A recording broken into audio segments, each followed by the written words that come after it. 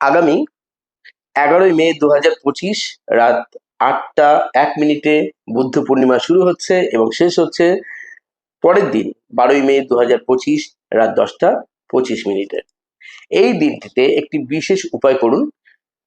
আপনি যদি কোনো সমস্যা থাকে বাস্তুতে বা আপনার জীবনে বারবার ব্লকেজ বা বাধা এসে থাকে, আপনি অবশ্যই সিঁদুর, হলুদ, কাঁচা দুধ, গঙ্গা জল, একটু চন্দন আর কেশর ভালো করে পেস্ট করে মিশিয়ে 7টি ফোঁটা দিন আপনার প্রধান দরজায়, সদর দরজায়।